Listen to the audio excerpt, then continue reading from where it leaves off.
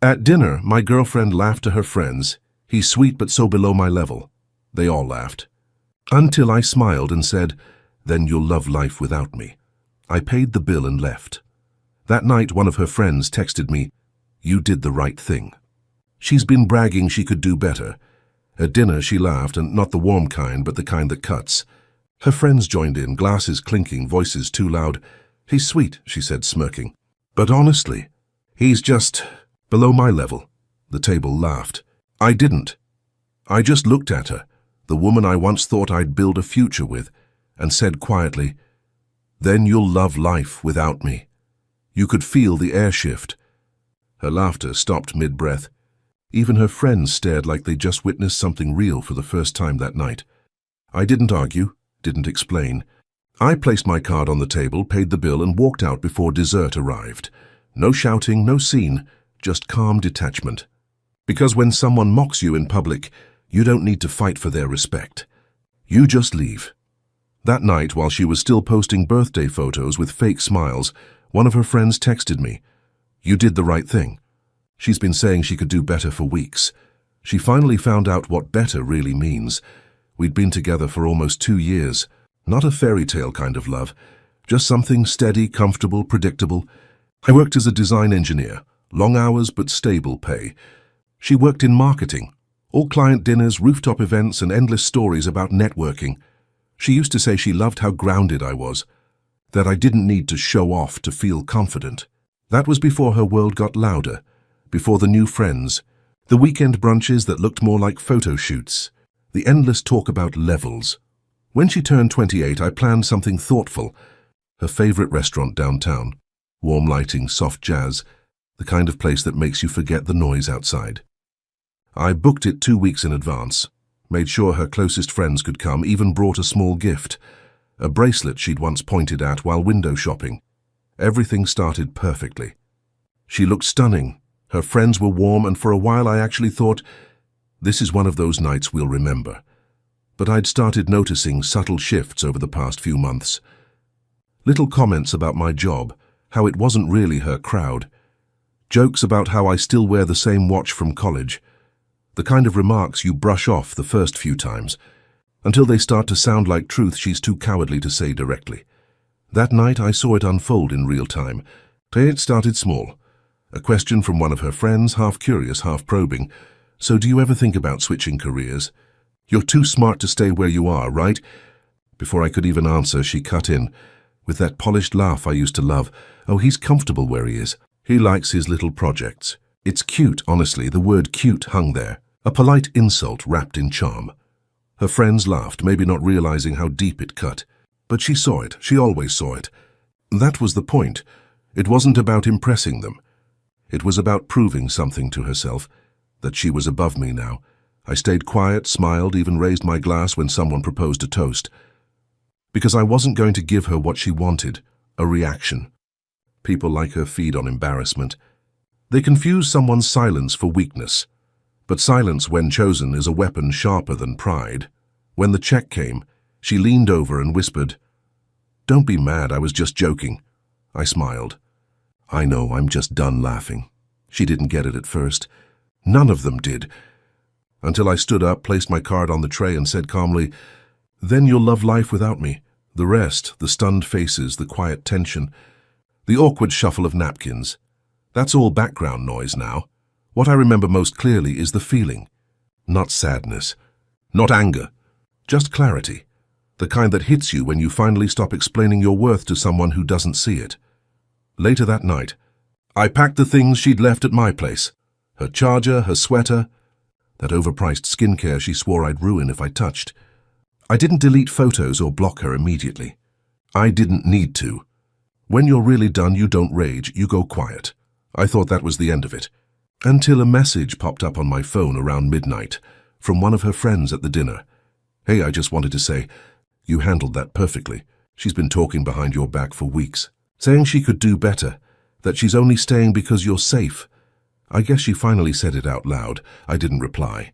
Not because it didn't matter, but because it finally didn't hurt.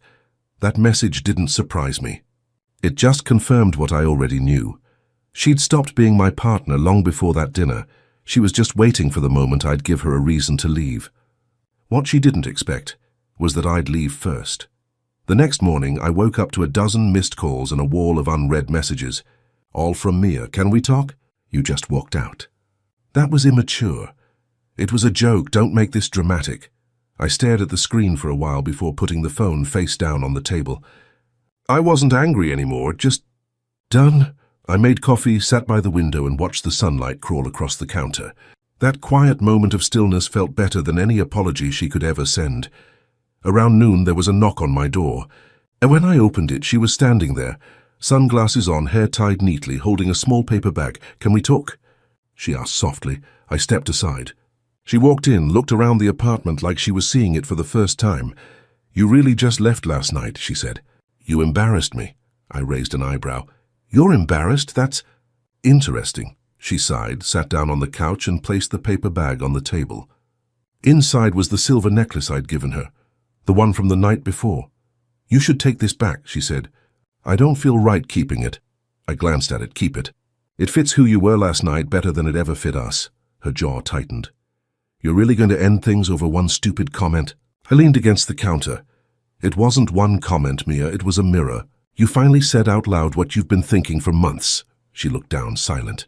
Then, in a smaller voice, I didn't mean it like that. You meant it exactly like that, I said. You just didn't expect me to hear it. Her eyes flickered with something, guilt, pride, maybe both. Then she asked, so what now? You just walk away?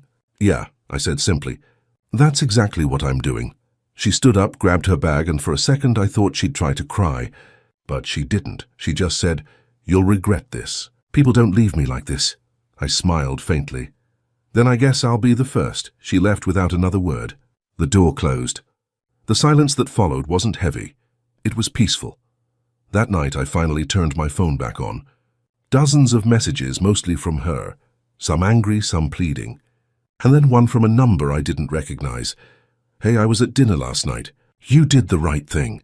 I probably shouldn't say this, but she's been talking behind your back for weeks. Said she was only with you because you're safe. I stared at the message, read it twice. No shock, no pain, just confirmation. I typed back a simple thanks, then deleted the thread. A few days passed. No contact, no updates. The kind of silence that tells you a chapter has officially closed. Then out of nowhere, a mutual friend texted me a screenshot, Mia's latest post. A photo of her at a bar, drink in hand, captioned, learning to let go and grow. The irony almost made me laugh. People love to talk about growth when they're the reason something died. I scrolled past it and went back to work. But later that week I got another message, this time from Jenna, the friend who'd asked about the gala. Hey, I don't know if you want to hear this, but Mia's been seeing her old boss. It's been going on for months. We all knew, but she told everyone you two were open. I didn't realize she never told you. For a while I just sat there reading it over and over. Not in disbelief, in realization, because deep down I'd already known. The late nights, the sudden work trips, the way she flinched when her phone buzzed during dinner. It all made sense now. And the worst part? I wasn't even angry, just tired. A few nights later I got another message, this one anonymous. HR's investigating your girlfriend and her boss. Someone sent screenshots of their messages. She's in trouble. I didn't ask who sent it. I didn't care. I just sat there sipping my coffee, staring at the city lights outside my window. Somewhere in that silence I realized something important. Revenge wasn't necessary. People who betray you always find their own punishment. They do it slowly, one lie, one careless laugh at a dinner table at a time. By the end of the week her social media was gone. Mutual friends stopped mentioning her. It was like she'd evaporated. And honestly, that felt fitting. When people ask me what happened, I tell them the truth. Nothing dramatic. Just a quiet ending that should have happened sooner. Because sometimes love doesn't end with shouting or closure. It ends with a calm voice saying, then maybe you deserve someone higher. And the sound of footsteps walking away, steady, certain, and free. It had been almost 3 weeks since that dinner. Long enough for the noise to die down. I hadn't heard from Mia again, not directly at least. Just whispers through mutual friends, pieces of gossip that floated around and eventually found their way to me. Apparently, she'd been taking time to heal, whatever that meant. Then one evening I got a message from Jenna again. Hey, just a heads up, things are getting bad for her. HR found out about the affair. Someone sent screenshots. Her boss is suspended. She's next, I read it once. Then again, and set my phone down. No rush of satisfaction. No vindication, just stillness. The kind of silence that happens when justice unfolds on its own. Slow, quiet, inevitable. The next day, I stopped by a cafe I used to go to with Mia. The barista recognized me and smiled. Haven't seen you in a while. Everything good, better than it's been in a long time, I said. I sat by the window with my coffee, watching people rush by. It struck me how ordinary peace feels after chaos. How it doesn't roar or announce itself. It just exists. Later that night another message came, this time from an unknown number. You probably don't want to hear from me, but I'm sorry. For everything, I didn't need to ask who it was. The way it was written, and too careful, too polished, it was her. I lost my job, she wrote. They said it was for professionalism, but we both know why. I just wish you'd talked to me before you walked away. I stared at the screen for a long time before typing a single reply. You talked plenty. I just started listening. Then I turned off my phone. A few days later, Jenna texted again. You know what's ironic? After she got fired, she tried blaming you. Said you set her up. HR looked into it. Found messages where she bragged about the relationship herself. They're considering pressing charges for data misuse. I didn't respond. There was nothing to say. Because the truth was I hadn't done a thing. I didn't leak anything. Didn't send proof. Didn't even tell anyone what I knew. I'd simply walked away, and somehow, walking away was enough. That's the thing about people who build their lives on pretending to be above everyone else. They forget how fragile the ground beneath them really is. Weeks passed. Her name came up less and less. Work got busier. Life went back to its quiet rhythm. Morning coffee, late drives, small moments that made sense again. Then one night I got another message. This time from Jenna. Not gossip, just honesty. You know, I always admired how calm you were. That night, everyone expected you to shout or make a scene. But you didn't, you just left. She couldn't stop talking about it afterward. Said it was the first time she ever felt small. I smiled at that. Not out of spite, just recognition. That moment at the restaurant wasn't about revenge. It was about reclaiming something I didn't even realize I'd lost. Self-respect. A month later, I ran into Jenna by chance. Same cafe. She waved, asked if she could join me. We talked about work, life, everything in between. There was an ease to it. No pretense. No games.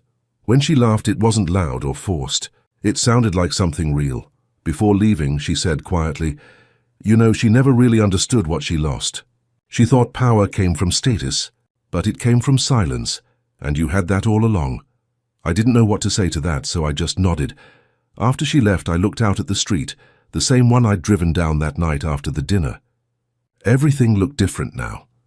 Not brighter, not darker, just clearer. Later that evening, another message arrived, this time from Mia. The number was new, but the tone wasn't. I heard you're seeing Jenna, guess she got what she wanted. I didn't reply. Not because she was wrong, but because the version of me she remembered would have replied. And that version didn't exist anymore. She once said I was below her level. Maybe she was right. Because the kind of peace I have now, she'll never reach it. Life has a strange way of settling after the storm. Not all at once, but piece by piece, like dust finding its way back to the ground after something breaks. It had been a few months since that dinner. Since the laughter, the walkout, the silence that followed. By then, everything about Mia felt distant, like a chapter I'd already underlined, closed, and filed away. Work was steady. Weekends were quiet. I started cooking more, reading again, doing the small things I'd ignored when my life revolved around keeping someone else happy. Every once in a while, her name would pop up in conversations or online. Someone would mention seeing her somewhere, or she'd post a quote about growth or healing. But it never made me feel anything, not bitterness, not nostalgia. Just a strange, calm indifference. Because when you finally make peace with what happened, you stop replaying it. One Saturday morning, I stopped by that same cafe again, the one with the quiet corner table and the smell of roasted beans that always clung to your clothes. Jenna was there. She waved when she saw me. You always sit in the same spot, she teased. Old habits, I said, smiling. We talked. Not about Mia, not even about the past. Just life, work, random things. It felt easy, natural. At one point she said, "You know, when everything happened, I felt guilty. We all saw the way she treated you, but none of us said anything." "You didn't deserve that," I shook my head. "It's not your fault. Some lessons you can't learn through warning. You learn them by walking through fire." She smiled in soft understanding. Then she said something that stayed with me. "Maybe the fire wasn't meant to burn you. Maybe it was just meant to show you who couldn't stand the heat." I laughed quietly. "Maybe you're right." We started seeing each other more often after that. Coffee turned into dinner. Dinner turned into small moments that didn't need labels. It wasn't instant and it wasn't dramatic. And that's what made it feel right. There were no games, no tests of loyalty. No pretending to be more or less than we were. Just honesty, comfort, and the quiet understanding that neither of us wanted to perform anymore. Sometimes, when we'd sit in silence, she'd look at me and say, "You're too calm." That's weirdly attractive, and every time she said it I smiled, because that used to be the exact sentence Mia said at the start. Only this time, it didn't sound like a compliment laced with condescension. It sounded real. A few weeks later, I got an email from HR at my old company. Apparently, Mia had tried reaching out to a few people I worked with, asking if I'd set her up. They told her to stop contacting staff. That was the last time her name ever crossed into my world. I didn't respond. There was no satisfaction in her downfall, just closure. Sometimes silence is the only answer that truly ends a story. Months passed. Seasons changed. One night, Jenna and I were walking home after dinner. The air was cool, the kind that carried the faint scent of rain on concrete. She slipped her hand into mine and said, "Do you ever think about her?" I thought for a moment. "Not really," I said. "Sometimes I think about that night. Not her, just how it felt. How did it feel?" she asked. I smiled. Like the first breath after holding it for too long, she nodded, squeezing my hand gently. We walked in silence for a while. And in that moment, no music, no noise, no applause, I realized something simple. Peace doesn't come when everything's perfect. It comes when you stop giving power to what broke you.